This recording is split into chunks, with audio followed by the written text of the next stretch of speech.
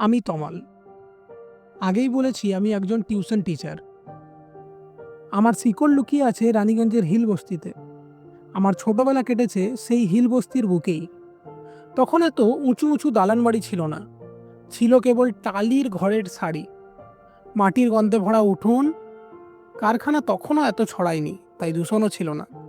সন্ধ্যায় মাথা উঁচু করে তাকালে চাঁদ তারার ঝলমলে আকাশ চোখ ভরিয়ে দিত। আজকের কুয়াশাচ্ছন্ন আলোয় ভরা শহরে সে আকাশ যেন স্বপ্নের মতো মনে হয়। প্রতিদিন ছেলেমেয়েদের পড়ায়, তাদের নিয়ে হাসি খুশির মুহূর্ত কাটায়। কিন্তু জানেন, পড়াতে বসলেই কখনো কখনো আমার নিজের শৈশবের কথা মনে পড়ে যায়। সেই শৈশব ছিল একেবারেই অন্যরকম। শৈশব মানেই ছিল সরলতা, বিদ্যুতের আলো প্রতিদিন থাকতো না, তাই পড়াশোনা করতে হতো মোমবাতি কিংবা হ্যারিকেন ল্যাম্পের আলোয়। সেই টিমটিমে আলোয় বই খুললেই মনে হতো শব্দগুলো যেন জীবন্ত হয়ে উঠছে। খাবারের কথাই ধরুন, রুটি চিনির স্বাদ, পাঁপড় খাওয়ার অদ্ভুত মজা, আর বাজার থেকে আনা টক মিষ্টি ক্যান্ডি, এই সবই ছিল আনন্দের মুহূর্ত। বুদবুদ গ্রামের ভিতর স্টিকার পেলে মনে হতো এ যেন পৃথিবীর সবচেয়ে বড় প্রাপ্তি।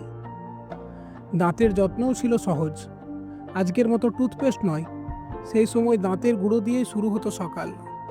আর খেলা, রাবারে পেন্সিল ঢুকিয়ে গর্ত করা, ফেটে যাওয়া বেলুনের টুকরো ফু দিয়ে আবার ফাটানো, এই সবই লুকিয়ে থাকতো দিনের আনন্দ। আর দাদুর পিঠে চড়ে বসা, তারপর হাতের 2 টাকা গুঁজে দেওয়া, সে সুখ তো আর কোনো কিছুর সঙ্গে তুলনা করা যায় না। রানীগঞ্জের সেই সময় টেলিভিশনও ছিল অন্যরকম এক উৎসব।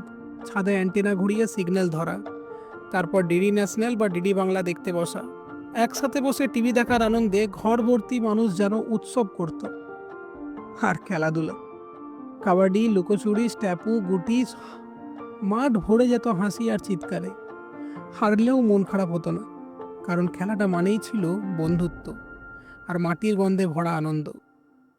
আজ আমি যখন আমার ছাত্রদের দেখি স্ক্রিনে ডুবে পাবজি বা ফ্রি ফায়ার খেলতে, তখন মনে হয় যদি ওদের একদিন নিয়ে যেতে পারতাম সেই হিলবস্তির শৈশবের আঙিনায়, যেখানে আকাশটা ছিল নীল আর তারাগুলো ছিল ঝকঝকে, আর আনন্দ পেতে লাগতো না কোনো স্ক্রিন, লাগতো শুধু একটুখানি সরল মন।